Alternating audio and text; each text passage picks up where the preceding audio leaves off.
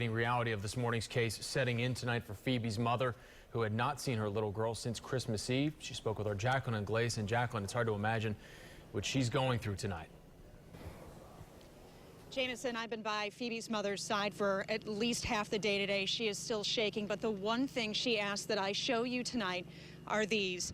It's the last drawings that Phoebe did and handed to her mother. And now tonight, Phoebe's mom believes that she is still drawing, just in heaven and for God. She was my little angel baby. She always will be. Now she really is. There's nothing anyone can do or say to console Michelle Kerr. It's still new.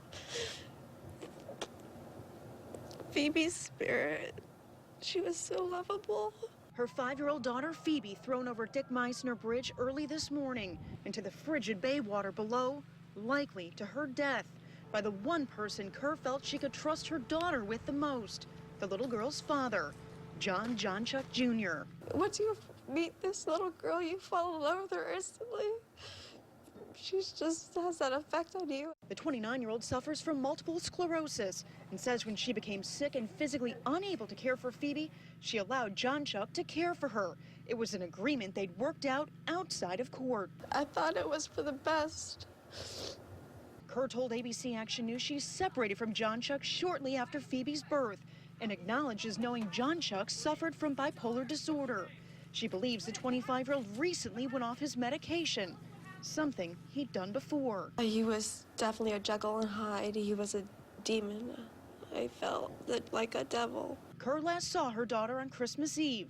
Jonchuck dropped her off and was reportedly struggling with the news that Kerr recently became engaged to another man. She feels jealousy caused her ex to act out.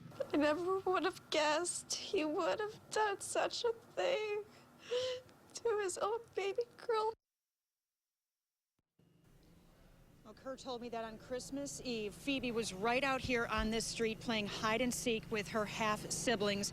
Her 2 older brothers, even though they knew where she was hiding, decided to let her win the game because she was the baby in the family. Now, coming up at 6, you're going to hear the very important question Phoebe was asked over the holidays. For now, though, we're live in Ruskin. Jacqueline Glaze, ABC Action News. Thank you, Jacqueline.